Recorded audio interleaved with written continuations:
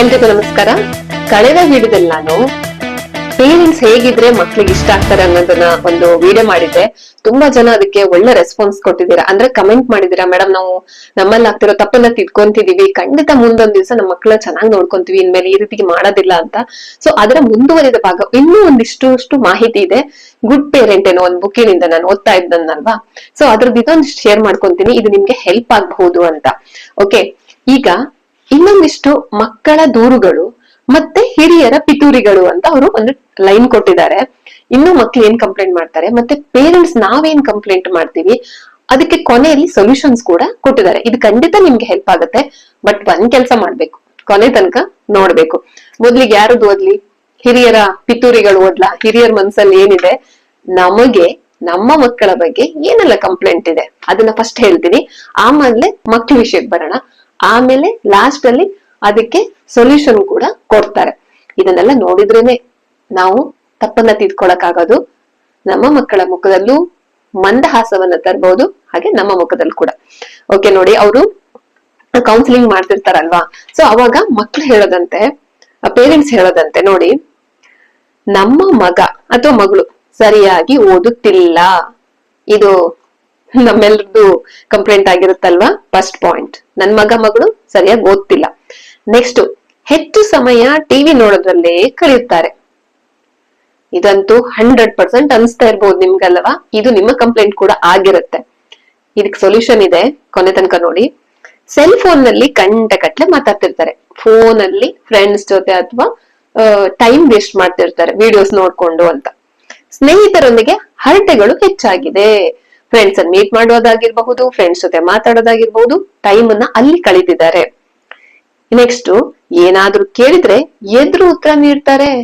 ಏನಾದ್ರೂ ನಾನು ಕೇಳ್ದೆ ಅನ್ಕೊಳ್ಳಿ, ಸಡನ್ಲಿ ಏನ್ ಮಾಡ್ತಾರೆ, ರಿಯಾಕ್ಟ್ ಮಾಡ್ಬಿಟ್ಟು ಉತ್ತರ ಕೊಡೋದನ್ನ ಕಲ್ತಿದ್ದಾರೆ ಅಂತ. ಇದು ಪೋಷಕರ ಕಂಪ್ಲೇಂಟ್. ನನ್ನ ಮಾತಂದ್ರೆ ಸ್ವಲ್ಪವೂ ಲೆಕ್ಕಕ್ಕಿಲ್ಲ, ನಾನೇನಾದ್ರು ಮಾತಾಡ್ತಾ ಇದ್ರೆ ಅದನ್ನ ಸೀರಿಯಸ್ ಆಗೂ ತಗೊಳಲ್ಲ, ಅದನ್ನ ಕೇರ್ಲೆಸ್ ಮಾಡ್ತಾ ಇದ್ದಾರೆ ಅಂತ. ಬಹಳ ಹೊತ್ತು ನಿದ್ದೆ ಮಾಡ್ತಾರೆ, ಸೋಂಬೇರಿತನ ಜಾಸ್ತಿ ಆಗಿದೆ, ರಜಾ ಇರ್ಲಿ ಟೈಮ್ ಇರ್ಲಿ ನಿದ್ದೆಯಲ್ಲೇ ಕಳೀತಿದ್ದಾರೆ ಅಂತ. ಇದು ಯಾವ್ದಾದ್ರು ಕಂಪ್ಲೇಂಟ್ ನಿಮ್ಮ ಹತ್ರ ಇದೆಯಾ ಅಥವಾ ಎಲ್ಲವೂ ಇದೆಯಾ ನೋಡೋಣ. ನಮ್ಮ ಯಜಮಾನ್ರು ಅವ್ರ ಬಗ್ಗೆ ಸ್ವಲ್ಪನೂ ತಲೆ ಕೆಡಿಸ್ಕೊಳ್ತಿಲ್ಲ, ಇದು ಹೆಚ್ಚಿನ ಮನೇಲಿದೆ. ಕೆಲವು ಅಮ್ಮಂದ್ರು ತಲೆ ಕೆಡಿಸ್ಕೊಳಲ್ಲ, ಮಕ್ಳು ಏನೇ ಮಾಡ್ತಿದ್ರು. ಇನ್ ಕೆಲವು ಮನೇಲಿ ಅಪ್ಪಂದ್ರು ನನಗ್ ಸಂಬಂಧನೇ ಇಲ್ಲ, ಅಮ್ಮ ಉಂಟು ಮಗ್ಳುಂಟು, ಅಮ್ಮ ಉಂಟು ಮಗ ಉಂಟು ಅನ್ಬಿಟ್ಟು ಬಿಟ್ಬಿಟ್ಟಿರ್ತಾರೆ. ಇದು ಕೂಡ ನೋವು. ಓದೆಂದ್ರೆ ಅದೊಂದು ಪನಿಷ್ಮೆಂಟ್ ಎಂದು ತಿಳಿಯುತ್ತಾರೆ.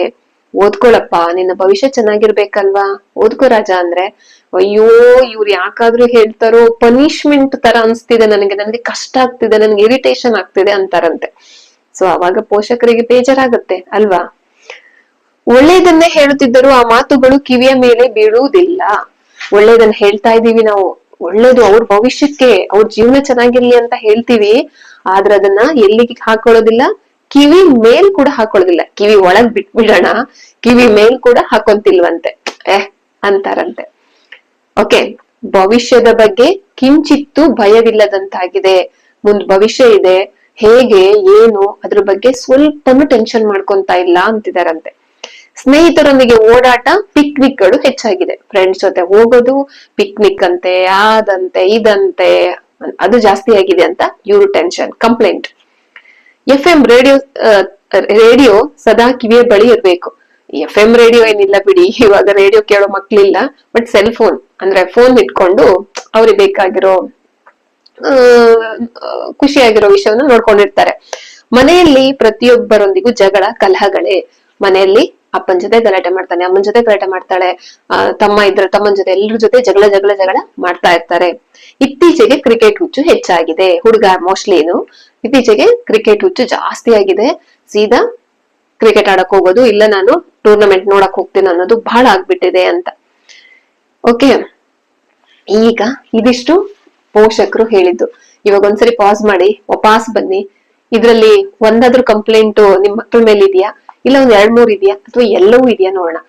ಈಗ ಮಕ್ಕಳ ಸರದಿ ಇದಾದ ತಕ್ಷಣ ಅವ್ರು ಸೊಲ್ಯೂಷನ್ ಕೊಡ್ತಾರೆ, ಅದನ್ನು ನೋಡೋಣ. ಈಗ ಮಕ್ಳದೇನ್ ಕಡಿಮೆ ಇಲ್ಲ, ಅವ್ರು ಹೇಳ್ತಾರೆ ನೋಡಿ. ಈಗ ನೆಕ್ಸ್ಟ್ ನಮಗ್ ಬರುತ್ತೆ. ಇದು ಒಂದು 15 ವರ್ಷ ದಾಟಿದವ್ರಂತ ಮಕ್ಳು, ಪುಟಾಣಿ ಮಕ್ಳಲ್ಲ. ನಮ್ಮ ಮನೆಯಲ್ಲಿ ನನಗೆ ಸ್ವಲ್ಪವೂ ಸ್ವಾತಂತ್ರ್ಯವಿಲ್ಲ, ನಮ್ಮ ಮನೆಯಲ್ಲಿ ನನಗೆ ಫ್ರೀಡಮ್ ಇಲ್ಲ, ಎಲ್ಲದಕ್ಕೂ ಕ್ವಶನ್ ಮಾಡ್ತಾರೆ, ತುಂಬಾ ರಗಳೆ ಮಾಡ್ತಾರೆ. ಅಪ್ಪ ಅಮ್ಮ ಯಾವ ಕೋರ್ಸ್ ಓದಬೇಕೆಂದು ಹೇಳುತ್ತಾರೋ ಅದನ್ನೇ ಓದ್ಬೇಕು. ಅಪ್ಪ ಅಮ್ಮ ಡಿಸೈಡ್ ಮಾಡ್ತಾರೆ, ನಾನಲ್ಲ. ಓದೋದ್ ನಾನು, ಬಟ್ ಡಿಸೈಡ್ ಮಾಡೋದು ಅವರು. ಅದ್ ನನ್ಗೆ ಇಷ್ಟ ಇದೆಯಾ ಇಲ್ವಾ ಏನು ಕೇಳೋದಿಲ್ಲ, ಅವ್ರು ಹೇಳಿದನ್ನ ನಾನು ಓದ್ಬೇಕಂತೆ ಅಂತ ಇವ್ರು ಕಂಪ್ಲೇಂಟ್ ಮಾಡ್ತಾರೆ. ಬಟ್ ಇದು ತುಂಬಾ ಕಷ್ಟ ಆಯ್ತಾ. ಕೆಲವು ಮಕ್ಳಿಗೆ ಸೈನ್ಸ್ ಅಂದ್ರೆ ಇಷ್ಟ ಇರೋದಿಲ್ಲ, ಸೈನ್ಸ್ಗೆ ಹಾಕ್ತಾರೆ ಕೋರ್ಸು. ಇನ್ ಕೆಲವು ಮಕ್ಳಿಗೆ ಮ್ಯಾಥ್ಸ್ ಅಂದ್ರೆ ಸ್ವಲ್ಪನೂ ಇಷ್ಟ ಇಲ್ಲ, ನೀನ್ CA ಆಗ್ಬೇಕು, ಚಾರ್ಟೆಡ್ ಅಕೌಂಟೇ ಆಗ್ಬೇಕು ಅಂತಾರೆ. ಅದು ತುಂಬಾ ಕಷ್ಟ ಆಗುತ್ತೆ. ಸೊ ಹಂಗಾಗಿ ಮಕ್ಕಳು ಮನೇಲಿ ಕಿರಿಕಿರಿ ಮಾಡೋದು, ಒತ್ತಡ ಮಾಡ್ಕೊಳ್ಳೋದು, ಆಮೇಲೆ ಮನೆ ಬಿಟ್ಟು ಹೋಗೋದು, ಇವೆಲ್ಲ ಆಗುತ್ತೆ. ಸೊ ಹಾಗಾಗಿ ನೋಡಿ, ಇದು ಮಕ್ಳ ಕಂಪ್ಲೇಂಟ್, ಇದನ್ನ ತುಂಬಾ ಸೀರಿಯಸ್ ಆಗಿ ತಗೊಳ್ಳಿ. ಮಕ್ಳಿಗೂ ಕೋರ್ಸ್ ಗಳ ಆಯ್ಕೆ ಬಿಡಿ. ನೀವು ಭವಿಷ್ಯದಲ್ಲಿ ಅದೇನು ಡಾಕ್ಟರ್ ಇಂಜಿನಿಯರ್ ಆಗ್ಬೇಕು ಅಂತೆಲ್ಲ ತುಂಬಾ ಸೆಕ್ಟರ್ ಗಳಿದೆ. ಸ್ವಲ್ಪ ಅದನ್ನು ಯಾವ್ಯಾವ್ದಿದೆ ಮಕ್ಳ ಇಂಟ್ರೆಸ್ಟ್ ಅನ್ನು ನೋಡೋಣ. ನಾವು ಹಾಕಿಕೊಳ್ಳುವ ಬಟ್ಟೆಗಳು ಮತ್ತು ಶೂ ಚಪ್ಪಲಿಗಳನ್ನು ಅವರೇ ಸೆಲೆಕ್ಟ್ ಮಾಡುತ್ತಾರೆ. ಈ ಮಕ್ಳಿಗೆ ಯಾವ್ದೋ ಒಂದಿಷ್ಟು ಬಟ್ಟೆಗಳು ಒಂದ್ ಸ್ವಲ್ಪ ಸ್ಟೈಲಿಶ್ ಆಗಿರೋದು ಹಾಕೋಬೇಕು ಅನ್ಸ್ತಿರುತ್ತೆ, ಬಟ್ ಇವ್ರು ಅದಕ್ಕೆ ಬಿಡೋದಿಲ್ಲ. ಮತ್ತೆ ಶೂ ಚಪ್ಪಲಿ ಕೂಡ ನನ್ಗೆ ಏನ್ ಇಷ್ಟನೋ ಅದನ್ನ ಕೊಡ್ಸಲ್ಲ, ಅವ್ರು ಯಾವ್ದು ಹೇಳ್ತಾರೋ ಅದನ್ನೇ ಹಾಕೋಬೇಕು ನಾನು, ನನ್ಗದು ಇಷ್ಟ ಆಗ್ತಿರಲ್ಲ, ತುಂಬಾ ಕಷ್ಟ ಆಗುತ್ತೆ ಅಂತ ಕಂಪ್ಲೇಂಟ್ ಮಾಡ್ತಿದಾರಂತೆ. ಈ ತರ ನಾನು ಮಾಡಿದೀವ, ನೀವು ಮಾಡಿದಿರ, ಒಂದ್ಸತಿ ನೋಡ್ಕೊಳ್ಳೋಣ. ಯಾವಾಗ ನೋಡಿದ್ರು ಓದ್ಕೋ ಎನ್ನುತ್ತಾ ಸದಾ ಹಿಂದೆ ಬೀಳ್ತಾರೆ. ಎನಿ ಟೈಮ್ ಅವ್ರಿಗೆ ನಾವು ಕಣ್ಣಿಗೆ ಕಾಣಿಸ್ದಾಗೆಲ್ಲ ಬರೀ ಓದು ಅಂತ ಹೇಳಿ ಹಿಂದೆ ಬೀಳ್ತಾ ಇರ್ತಾರಂತೆ. ನನ್ನ ಆಲೋಚನೆಗಳನ್ನು ಅವರೆಂದಿಗೂ ಗೌರವಿಸುವುದಿಲ್ಲ. ನನ್ಗೇನೋ ಒಂದು ವಿಷಯ ಇದೆ, ನಾನು ಅವ್ರ ಹತ್ರ ಹೇಳ್ಬೇಕು ಅಂದ್ರೆ ಅವ್ರ ಅದಕ್ಕೆ ಸ್ವಲ್ಪನೂ ರೆಸ್ಪೆಕ್ಟ್ ಕೊಡೋದಿಲ್ಲ. ನನ್ನ ಆಲೋಚನೆಗಳಿಗೆ ಅವರಲ್ಲಿ ರೆಸ್ಪೆಕ್ಟ್ ಇಲ್ಲ, ಅದಕ್ಕೆ ನಾನು ಏನು ಹೇಳೋದಕ್ಕೆ ಹೋಗೋದಿಲ್ಲ. ನಮ್ಮಪ್ಪ ನಮ್ಮಮ್ಮನಿಗೆ ನನ್ನೊಂದಿಗೆ ಮಾತನಾಡುವಷ್ಟು ಬಿಡುವೇ ಇರುವುದಿಲ್ಲ. ನನ್ನ ಅಪ್ಪ ಅಮ್ಮ ನನ್ ಜೊತೆಗೆ ಕಮ್ಯುನಿಕೇಟ್ ಮಾಡೋದೇ ಇಲ್ಲ, ಅವ್ರಿಗೆ ಅಷ್ಟೊಂದು ಪುರ್ಸೊತ್ತು ಇಲ್ಲ ಅಂತೆ. ನನ್ನನ್ನ ಇನ್ನೂ ಸಣ್ಣ ಹುಡುಗನಾಗೆ ನೋಡ್ತಿರ್ತಾರೆ. ನಾನು ಕಾಲೇಜಿಗೆ ಬಂದ್ರು ಕೂಡ LKG ಮಕ್ಕಳನ್ನ ಟ್ರೀಟ್ ಮಾಡ್ದಂಗೆ ಮಾಡ್ತಾರೆ. ಅದ್ ನನಗೆ ಇಷ್ಟ ಆಗೋದಿಲ್ಲ. ನನ್ಗೂ ಕೂಡ ಏಜ್ಗೆ ಹೇಗೆ ಇರ್ಬೇಕು ಅನ್ನೋದು ನನ್ಗೂ ಗೊತ್ತಾಗ್ತಿರುತ್ತೆ, ಆದ್ರೂ ಅವ್ರು ಅದಕ್ಕೆ ಗೌರವ ಕೊಡೋದಿಲ್ಲ, ಸ್ವಾತಂತ್ರ್ಯನೂ ಕೊಡೋದಿಲ್ಲ, ಸಣ್ಣ ಮಗು ತರ ಟ್ರೀಟ್ ಮಾಡ್ತಾರೆ ಅಂತ ಮಕ್ಕಳ ಕಂಪ್ಲೇಂಟ್. ನನಗೆ ಈ ಮನೆಯಲ್ಲಿ ಇರ್ಬೇಕೆಂದೆನಿಸುವುದಿಲ್ಲ. ಸೊ ಯಾವಾಗ ನಮ್ಮ ಭಾವನೆಗಳಿಗೆ, ನಮ್ಮ ಮನಸ್ಸಿಗೆ ತುಂಬಾ ವಿರೋಧವಾಗಿ ಆಗ್ತಿದ್ದಾಗ ಮನೆ ಬಿಟ್ಟು ಹೋಗ್ಬೇಕು ಅನ್ಸುತ್ತೆ. ಎಲ್ಲಾದ್ರೂ ಇದ್ಬಿಡೋಣಪ್ಪ, ಇವ್ರು ಈ ಒಂದು ಬಂಧನದಿಂದ ಮುಕ್ತಿ ಪಡೆಯೋಣ ಅನ್ನುವಷ್ಟು ಮಕ್ಕಳು ಹಿಂಸೆಗೊಳಗಾಗ್ತಾರೆ. ಸೊ ಹಾಗಾಗಿ ಅವರಿಗೆ ಮನೇಲಿ ಇರ್ಬೇಕು ಅಂತಾನು ಅನ್ಸಲ್ವಂತೆ. ಓಕೆ, ಇದೆಲ್ಲ ಇವ್ರ ಹತ್ರ ಕೌನ್ಸಿಲಿಂಗ್ ಬಂದಂತ ಮಕ್ಕಳು ಹೇಳಿರುವಂತ ಮಾತುಗಳು. ನಾನು ಹಾಗಿರ್ಬೇಕು ಹೀಗಿರ್ಬೇಕು ಅಂತ ಯಾವಾಗ್ಲೂ ಬೋಧಿಸ್ತಲೇ ಇರ್ತಾರೆ. ನಾನು ಈ ರೀತಿ ಇರ್ಬೇಕು, ಆ ರೀತಿ ಇರ್ಬೇಕು ಅಂತ ಬೇರೆ ಯಾರ್ಯಾರದೋ ಉದಾಹರಣೆ ಕೊಟ್ಟು ಯಾವಾಗ್ಲೂ ಏನ್ ಮಾಡ್ತಾರೆ, ಲೆಕ್ಚರಿಂಗ್ ಮಾಡ್ತಾನೆ ಇರ್ತಾರಂತೆ, ಹೇಳ್ತಾನೆ ಇರ್ತಾರೆ. ಅದು ಕೂಡ ಮಕ್ಕಳಿಗೆ ಇರಿಟೇಷನ್ ಆಗತ್ತೆ. 24 ಗಂಟೆಗಳ ಕಾಲವು ಅವರಿಗೆ ನಾನು ಓದುತ್ತಿರುವಂತೆ ಕಾಣಿಸ್ಬೇಕು. ಅವ್ರಿಗೆ ಯಾವಾಗ ಖುಷಿ ಆಗತ್ತೆ ಅಂದ್ರೆ, ನಾನು 24 ಗಂಟೆ ನಿದ್ದೆ ಕೂಡ ಮಾಡೋದ್ ಬೇಡ, ಬೇಕಂದ್ರೆ ಬುಕ್ ಮುಂದೆ ಕೂತ್ಕೊಂಡು ಓದ್ತಾ ಇದ್ರೆ ನಮ್ಮ ಅಪ್ಪ ಅಮ್ಮ ಹ್ಯಾಪಿ. ಇದು ನನ್ನ ಹತ್ರ ಆಗದೆ ಇರೋ ಕೆಲ್ಸ ಅಂತ ಹೇಳ್ತಾರಂತೆ. ಎಲ್ಲಾ ಸ್ನೇಹಿತರು ಕೆಟ್ಟವರೆಂದೇ ಅವರ ಅಭಿಪ್ರಾಯ. ನನಗೂ ಒಳ್ಳೆ ಫ್ರೆಂಡ್ಸ್ ಇದಾರೆ, ಆದ್ರೆ ಅವ್ರು ನೋಡೋ ದೃಷ್ಟಿ ಹೇಗಿದೆ ಅಂದ್ರೆ, ನನ್ ಫ್ರೆಂಡ್ಸ್ ಎಲ್ಲ ಕೆಟ್ಟವ್ರೆ, ಅವ್ರು ಯಾರು ಸರಿ ಇಲ್ಲ ಅಂತ ಹೇಳಿ ನನ್ನ ಮುಂದೆ ಅವ್ರ ಬಗ್ಗೆ ಮಾತಾಡ್ತಿರ್ತಾರೆ. ಇದು ನನಗೆ ಇಷ್ಟ ಆಗೋದಿಲ್ಲ. ಸೊ ಈ ತರ ನಾವು ಮಾಡಬಾರ್ದು ಅನ್ನೋದ ಇದರಿಂದ ತಿಳ್ಕೊಬೇಕು. ನನಗೆ ಸಂಬಂಧಿಸಿದ ವಿಷಯದಲ್ಲೂ ಕೂಡ ಅವರು ನನ್ನನ್ನು ಒಂದು ಮಾತು ಕೇಳೋದಿಲ್ಲ. ಈಗ ನನ್ಗೆ ರಿಲೇಟೆಡ್ ಇರುತ್ತೆ, ಈಗ ಕೋರ್ಸ್ ತಗೊಳ್ಳೋದಾಗಿರ್ಬಹುದು, ಕಾಲೇಜ್ ಇದಾಗಿರ್ಬಹುದು, ಯಾವ್ದಾದ್ರು ಒಂದು ವಿಷಯನ ನನ್ನನ್ನು ಕೇಳ್ಬೇಕು, ಯಾಕಂದ್ರೆ ನಾನು ಅದನ್ನ ಮುಂದುವರ್ಸ್ಕೊಂಡು ಹೋಗೋದು. ಬಟ್ ನನ್ನನ್ನು ಏನು ಕೇಳಲ್ಲ, ಅವ್ರವರೇ ಡಿಸೈಡ್ ಮಾಡಿರ್ತಾರೆ ಅಂತ. ನೆಕ್ಸ್ಟ್, ನಾನು ಯಾವುದೇ ವಿಷಯ ಕುರಿತಂತೆ ಪ್ರಸ್ತಾಪಿಸಿದರೂ ಬಾಯಿ ಮುಚ್ಕೊಂಡು ಕೂತ್ಕೊಳ್ತೀಯಾ ಎನ್ನುತ್ತಾರೆ. ನಾನೇನೋ ಹೇಳಕ್ ಹೋಗ್ತೀನಿ, ನೋಡಿ ನನಗೆ ಈ ರೀತಿ ಅನಿಸ್ತಿದೆ ಅಂತ ಏನಾದ್ರೂ ನಾನು ಹೇಳಕ್ ಹೋದ್ರೆ ನೀನ್ ಬಾಯಿ ಮುಚ್ಕೊಂಡು ಕೂತ್ಕೋ ಅಂತ ಹೇಳ್ತಾರಂತೆ. ಅವರು ಹೇಳಿದ್ದನ್ನೇ ನಾನು ವೇದವಾಕ್ಯವೆಂದು ಭಾವಿಸ್ಬೇಕು, ನಂಬೇಕು. ಅವ್ರು ಏನ್ ಹೇಳ್ತಾರೆ ಅದಕ್ ನಾನು ನನ್ನ ಒಪಿನಿಯನ್ ಹೇಳು ಹಾಗಿಲ್ಲ.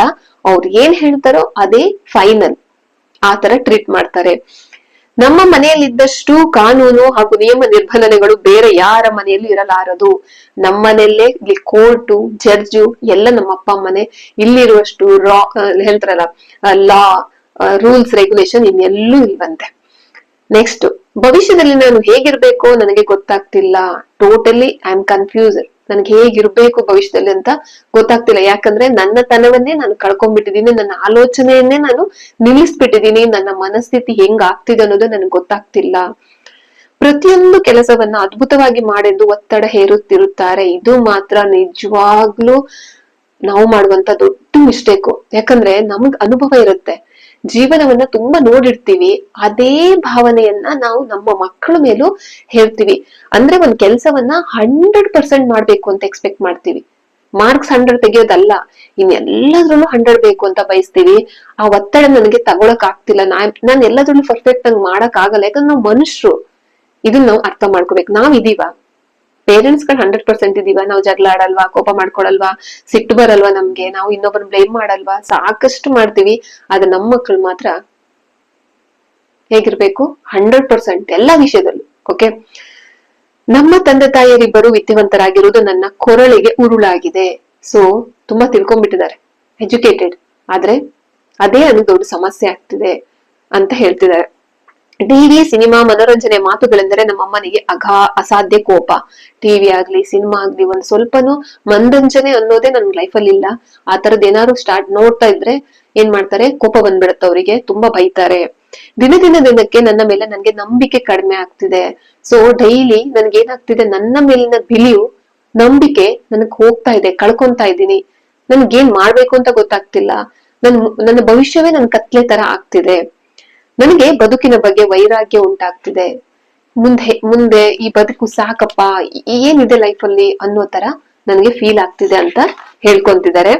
ಇನ್ನು ಇದೆ ನೋಡಿ, ನಮ್ಮ ತಾಯಿ ಯಾವಾಗ್ಲೂ ಟಿವಿ ವಾರ್ತೆಗಳ ಹಾಗೆ ಹೇಳಿದ್ದನ್ನೇ ಹೇಳ್ತಿರ್ತಾರೆ. ನಮ್ಮ ಅಮ್ಮ ಈ ಟಿವಿಯಲ್ಲಿ ನ್ಯೂಸ್ ರಿಪೀಟ್ ಬರ್ತಾ ಇರುತ್ತಲ್ಲ, ಹೇಳಿದ್ದನ್ನೇ ಹೇಳ್ತಾರೆ. ಬೆಳಿಗ್ಗೆ ಹೇಳಿದ್ದ ಮಧ್ಯಾಹ್ನ ಹೇಳ್ತಾರೆ, ಮಧ್ಯಾಹ್ನ ಹೇಳಿದ್ದ ಸಂಜೆ ಹೇಳ್ತಾರೆ. ಅದೇ ತರ ಇವರು ಒಂದ್ ವಿಷಯನ ರಿಪೀಟ್ ಹೇಳ್ತಾ ಇರ್ತಾರಂತೆ ಅಮ್ಮಂದ್ರು. ಎದುರು ಮನೆ ಅಕ್ಕಪಕ್ಕದ ಮಕ್ಕಳೊಂದಿಗೆ ಹೋಲಿಸ್ತಿರ್ತಾರೆ. ಅದೇ ಹೇಳಲ್ಲ, ಮೊನ್ನೆ ಕೂಡ ಒಂದ್ ವಿಡಿಯೋದಲ್ಲಿ ಹೇಳಿದ್ದೆ, ಅಕ್ಕಪಕ್ಕದ ಮನೆಯವರು, ರಿಲೇಟಿವ್ಸ್ ಮಕ್ಕಳ ಜೊತೆ ನನ್ನನ್ನು ಕಂಪೇರ್ ಮಾಡ್ತಾ ಇರ್ತಾರೆ. ಯಾವಾಗ್ಲೂ ಸೀರಿಯಸ್ ಆಗೇ ಇರ್ತಾರೆ. ಮನೆಯಲ್ಲಿ ನಗೋಲ್ಲ, ಕಾಮಿಡಿ ಅನ್ನೋದು ಇರಲ್ಲ, ಒಂದು ತಮಾಷೆ ಮಾಡ್ಕೊಳ್ಳೋದು ಏನು ಇರಲ್ಲ, ಸೀರಿಯಸ್ ಆಗಿ ಇರ್ತಾರಂತೆ. ಪರೀಕ್ಷೆ ಸಮಯದಲ್ಲಿ ಓದಿನ ಹೊರತಾಗಿ ಬೇರೆ ಏನು ಮಾತನಾಡುವುದೇ ಇಲ್ಲ. ಎಕ್ಸಾಮ್, ಓದು, ಬೇರೆ ಏನ್ ಟಾಪಿಕ್ ಇಲ್ವಂತೆ. ನಾನು ಎಷ್ಟು ಹೊತ್ತು ಓದ್ಬೇಕೆಂತ ಅವರೇ ನಿರ್ಧರಿಸ್ತಾರೆ. ನನಗೆ ಒಂದ್ ಸಬ್ಜೆಕ್ಟ್ ಈಸಿ ಇದೆ, ಸೊ ನಾನು 2 hours ಅಲ್ಲಿ ಓದ್ ಮುಗಿಸ್ತೀನಿ ಅಂದ್ರೆ ಬಿಡೋದಿಲ್ಲ, ಇಷ್ಟ ಅವರ್ ನೀನ್ ಓದ್ಲೇಬೇಕು ಅಂತ ರೂಮ್ ಅಲ್ಲಿ ಕೂರಿಸ್ತಾರಂತೆ. ಯಾವಾಗ ನೋಡಿದ್ರು ಪುಸ್ತಕಗಳ ಮುಂದೆ ಕೂತಿರ್ಬೇಕು ಅಂತಾರೆ. ಓದೋದ್ ಬಿಟ್ಟು ಈಚೆ ಬರಂಗಿಲ್ಲ, ಫುಲ್ ಕಂಪ್ಲೀಟ್ ಮಾಡು, ನೆಕ್ಸ್ಟ್ ನೀಟ್ ತಗೋಬೇಕು, JEE ತಗೋಬೇಕು, ನೀನು ಕಾಮರ್ಸ್ ತಗೋಬೇಕು, ಸೈನ್ಸ್ ತಗೋಬೇಕು ಅಂತ ರೂಮಲ್ಲಿ ಇರೋದಕ್ಕೇನೆ ಬಲವಂತ ಮಾಡ್ತಾರೆ. ಬಾಲ್ಯದಲ್ಲಿ ತಾನೆಷ್ಟು ಶಿಸ್ತುಬದ್ಧನಾಗಿದ್ದೇನೆ ಅಂತ ಪ್ರತಿದಿನ ಭಾಷಣ ಮಾಡ್ತಾರೆ. ಇದೊಂದು ಪೇರೆಂಟ್ಸ್ ಇದಿದೆ, ನಾನು ಸ್ವಲ್ಪ ಕೂಡ ಹಂಗೆ ಮಾಡಿದ್ದೆ ಕೂಡ. ನಾವು ಹಾಗಿದ್ವಿ ಹೀಗಿದ್ವಿ ಅಂತ ಸ್ವಲ್ಪ ಹೇಳ್ತಿರ್ತೀವಿ, ಇವಾಗೆಲ್ಲ ಬಿಟ್ಬಿಟ್ಟಿದೀವಿ, ಹೇಳೋದಿಲ್ಲ. ತುಂಬಾ ಹೇಳ್ತಿರೋದಂತೆ, ನಾನ್ ಹಂಗಿದ್ದೆ, ನಾನ್ ಹಿಂಗಿದ್ದೆ. ಏನೋ ನಿಜವಾಗ್ಲೂ ಹಂಗಿರೋದಿಲ್ಲ, ಅದ್ರಲ್ಲಿ ಒಂದ್ 10% ಇರೋದನ್ನ ಒಂದ್ 100% ಸೇರಿಸಿ ಹೇಳ್ತಾ ಇರೋದಂತೆ. ಓಕೆ, ನಮ್ಮ ಡ್ಯಾಡಿಯನ್ನು ಯಾವಾಗ್ಲೂ ವಿಮರ್ಶಿಸುತ್ತಿರ್ತಾರೆ. ಅಂದ್ರೆ ಅಪ್ಪನ್ನ ಯಾವಾಗ್ಲೂ ಒಂಥರ ಬ್ಲೇಮ್ ಮಾಡ್ತಿರೋದು, ಅವೆಲ್ಲ ಮಾಡ್ತಿರ್ತಾರಂತೆ. ಅಕ್ಕಪಕ್ಕದ ಮನೆಯವರೊಂದಿಗೆ ನನ್ನ ಬಗ್ಗೆ ನೆಗೆಟಿವ್ ಆಗಿ ಹೇಳ್ತಿರ್ತಾರೆ. ಅಕ್ಕಪಕ್ಕ ಮಕ್ಕಳ ಮನೆಯವ್ರು ಇರ್ತಾರಲ್ಲ, ಅವ್ರ ಬಗ್ಗೆ ನೋಡಿ, ಇವ್ನು ಓದಲ್ಲ, ಇವ್ನ್ ಮಾಡಲ್ಲ, ಇವ್ನ್ ಏನು ಸುಖ ಇಲ್ಲ, ಆತರ ಎಲ್ಲ ನೆಗೆಟಿವ್ ಆಗಿ ಮಾತಾಡ್ತಿರ್ತಾರಂತೆ. ನಮ್ಮ ಮನೆಯಲ್ಲಿ ಅಕ್ಕ ತಮ್ಮಂದರಿಗೆ ಹೋಲಿಸ್ತಾರೆ. ಗೊತ್ತಲ್ಲ, ಇದು ಸಿಬ್ಲಿಂಗ್ಸ್ ಇದ್ರೆ ಅಣ್ಣ ತಮ್ಮಂಗ್ ಹೋಲ್ಸೋದು, ತಮ್ಮಂಗ್ ಅಣ್ಣಂಗ್ ಹೋಲ್ಸೋದು, ಅಂದ್ರೆ ತಪ್ಪು ಮಾಡ್ತಾನೆ ನೋಡು ಅಂತ. ಸದಾ ತನ್ನ ಬಗ್ಗೆ ಹಾಡಿ ಹೊಗಳ್ತಾ ಇರ್ತಾರೆ. ನಾನು ಅದು ಮಾಡ್ದೆ, ನಾನು ಇದು ಮಾಡ್ದೆ, ನಾನು ಹಂಗಿದ್ದೆ ಹಿಂಗಿದ್ದೆ ಅಂತ ತನ್ನ ಬಗ್ಗೆನೇ ತಾನು ಹೇಳ್ತಿರ್ತಾರೆ. ಚಿಕ್ಕಂದಿನಲ್ಲಿ ನಾವು ಮಾಡಿದ ತಪ್ಪುಗಳನ್ನ ಪ್ರತಿದಿನ ಸಮಯ ಸಂದರ್ಭಗಳನ್ನ ನೋಡದೆ ಹೇಳ್ತಿರ್ತಾರೆ. ಏನೋ ಸಣ್ಣ ವಯಸ್ಸಲ್ಲಿ ಏನೋ ಒಂದ್ ರಾಂಗ್ ಮಾಡಿರ್ತೀವಿ, ಅದನ್ನ ದೊಡ್ಡವರಾದ್ರೂ ಬಿಡಲ್ಲ. ಅವಾಗ ಈ ಟೆಲಿಕಾಸ್ಟ್ ಆಗ್ತಾನೆ ಇರುತ್ತಂತೆ ಅದು. ಪರೀಕ್ಷೆಗಳ ಸಮಯ ಬಂತಂದ್ರೆ ಸಾಕು, ನಮ್ಮ ತಾಯಿಯ ಮುಖದಲ್ಲಿ ನಗು ಒಂದು ಮಾಯವಾಗ್ಬಿಡುತ್ತೆ. ಎಕ್ಸಾಮ್ ಬಂತ, ನನ್ನ ತಾಯಿ ಮುಖದಲ್ಲಿ ನಗುನು ಇರಲ್ಲ, ಖುಷಿ ಇರಲ್ಲ, ಸಂತೋಷ ಇರಲ್ಲ, ಯಾವಾಗ್ಲೂ ನನ್ನ ಮೇಲೆ ಗಮನ ಇರುತ್ತೆ ಅಂತ ಹೇಳ್ತಾರೆ. ನಮ್ಮ ಸ್ನೇಹಿತರು ಸದಾ ವಿಮರ್ಶಿಸುತ್ತಾ, ಅಂದ್ರೆ ಅವ್ರ ಫ್ರೆಂಡ್ಸ್ ಕೂಡ ಇವರು ಬೈತಾ ಇರ್ತಾರಂತೆ. ಮತ್ತೆ 90 ಅಂಕಗಳು ಬಂದಿದ್ರೆ ವೇಸ್ಟ್ ಅಂತೆ ಅವರಿಗೆ. ಅಂದ್ರೆ 90% ತಗೊಂಡ್ರು ಕೂಡ ಅವ್ರು ಖುಷಿಯಾಗಿರೋದಿಲ್ಲ. 100 ಎಕ್ಸ್ಪೆಕ್ಟ್ ಮಾಡ್ತಿರ್ತಾರೆ, 90 ಕೂಡ ಅವ್ರ ಪ್ರಕಾರ ವೇಸ್ಟ್ ಅಂತ ಹೇಳ್ತಿದ್ದಾರೆ. ಇಷ್ಟಕ್ಕೂ ನಮ್ಮ ತಾಯಿ ನನ್ನ ಪಾಲಿಗೆ ಶತ್ರು ಅಮ್ಮನೂ ಗೊತ್ತಾಗ್ತಿಲ್ಲ. ಇದನ್ನೆಲ್ಲಾ ನೋಡಿದಂತ ಮಕ್ಕಳ ಮನಸ್ಸಲ್ಲಿ ನಮ್ ತಾಯಿ ನಿಜವಾಗ್ಲು ತಂದೆ ನಮಗೆ ಮಿತ್ರರ, ಶತ್ರುನ, ತಂದೆ ತಾಯಿನ ಅನ್ನೋ ಒಂದು ಫೀಲ್ ಬರ್ತಾ ಇದೆ ಅಂದ್ಬಿಟ್ಟು ಇವರು ಹೇಳ್ತಾ ಇರೋದು. ಓಕೆ, ಇದಿಷ್ಟು ಮಕ್ಕಳ ಕಂಪ್ಲೇಂಟ್ ಜಾಸ್ತಿ ಇದೆ, ಅಪ್ಪ ಅಮ್ಮನ ಕಂಪ್ಲೇಂಟ್ ಕೂಡ ಜಾಸ್ತಿ ಇದೆ. ಸೊ ಫೈನಲ್ ಆಗಿ ನಾವೇನ್ ಮಾಡ್ಬೋದು, ಇದಕ್ಕೊಂದಿಷ್ಟು ಟಿಪ್ಸ್ ಗಳನ್ನ, ಸೂಚನೆಗಳನ್ನ ಇವ್ರು ಕೊಡ್ತಾರೆ. ಫಸ್ಟ್ ಇನ್ ಪಾಯಿಂಟ್ ಕೇರ್ಫುಲ್ ಆಗಿ ಕೇಳಿಸ್ಕೊಳ್ಳಿ. ಇಷ್ಟೊತ್ತು ನಮ್ಮ ಮಕ್ಕಳ ಹೇಳಿದನ್ನ ಪಾಯಿಂಟ್ ಮಾಡ್ಕೊಳ್ಳಿ. ನಾವೇನ್ ಮಾಡಬಾರ್ದು ಅನ್ನೋದು ಕೂಡ ಅದ್ರಲ್ಲೇ ಇದೆ ಆಲ್ಮೋಸ್ಟ್, ಆದ್ರೂ ಶಾರ್ಟ್ ಆಗಿ ಹೇಳ್ತೀನಿ. ಹೇಳ್ತಾರಂದ್ರೆ ಏನೋ ಒಂಚೂರು ಆಚೆ ಹೋಗಿರ್ತಾರೆ, ಒಂಚೂರು ಪಾರ್ಕ್ ಅಲ್ಲಿ ಹೋಗಿ ವಾಕ್ ಮಾಡಿ ಬಂದಿರ್ತಾರೆ, ಅಥವಾ ಫ್ರೆಂಡ್ಸ್ ಜೊತೆ ಮಾತಾಡ್ತಿರೋ ಅದನ್ನೇ ದೊಡ್ಡದ್ ಮಾಡ್ಕೋಬೇಡಿ. ಅವ್ರಿಗೂ ಸ್ವಲ್ಪ ಸ್ವತಂತ್ರ ಕೊಡಿ. ಪ್ರತಿ ಗಂಟೆಗೂ ಓದ್ಕೋ ಅಂತ ಹೇಳ್ತಿರ್ಬೇಡಿ ಅಂತ ಹೇಳ್ತಾರೆ. ಹೇಳಿ, ಓದಿನ ವ್ಯಾಲ್ಯೂ ಹೇಳಿ, ಓದಿಲ್ಲ ಅಂದ್ರೆ ಏನಾಗತ್ತಂತ ಹೇಳಿ. ಓಕೆ, ಅದನ್ನ ಬಿಟ್ಟು ಬೇರೆ ಮಾಡ್ಬೇಡಿ ಅಂತ. ಪರೀಕ್ಷಾ ಸಮಯದಲ್ಲಿ ಮಕ್ಳಿಗೂ ಕೂಡ ಮಾನಸಿಕ ಒತ್ತಡ ಇರುತ್ತೆ, ನೀವು ಮತ್ತೆ ಮತ್ತೆ ಆ ಒತ್ತಡವನ್ನ ಜಾಸ್ತಿ ಮಾಡಬೇಡಿ ಅಂತ ಹೇಳ್ತಾರೆ. ಆಯ್ತಾ? ಮಕ್ಕಳನ್ನ ಟೀಕೆ ಮಾಡೋದು, ಇನ್ನೊಬ್ಬರ ಜೊತೆ ಹೋಲ್ಸೋದು, ವ್ಯಂಗ್ಯವಾಗಿ ಮಾತಾಡೋದು, ಬೇರೆ ಬೇರೆ ಟಾಂಟ್ ಕೊಟ್ಟು ಮಾತಾಡೋದು ಅಂತ ಅವೆಲ್ಲ ಮಾಡ್ಬೇಡಿ ಅಂತಿದ್ದಾರೆ. ಇಡೀ ದಿನ ಓದೋದು ಒಂದೇ ಅಲ್ಲ, ಮಧ್ಯದಲ್ಲಿ ಅವ್ರಿಗೊಂದಿಷ್ಟು ವಿಶ್ರಾಂತಿ ಕೊಡಿ. ಅವ್ರ ಜೊತೆ ಕಾಮಿಡಿ ಮಾಡಿ, ನಗಿ, ಒಂದ್ ಸ್ವಲ್ಪ ಟಿವಿಯಲ್ಲಿ ಏನಾದ್ರು ಕಾಮಿಡಿ ಸೀನ್ ಬರ್ತಿದ್ರೆ ತೋರಿಸಿ, ಎಲ್ಲರೂ ಒಟ್ಟಿಗೆ ಸೇರ್ಕೊಂಡ್ ಮಾಡಿ. ಪರೀಕ್ಷೆ ಅನ್ನೋದೇ ಒಂದು ದೊಡ್ಡ ಯುದ್ಧ, ಅದನ್ನ ನಾವು ಗೆಲ್ಬೇಕು ಅನ್ನೋವಂತ ಒಂದು ಮನೋಭಾವನ ಬೆಳೆಸ್ಬೇಡಿ ಅಂತಾರೆ.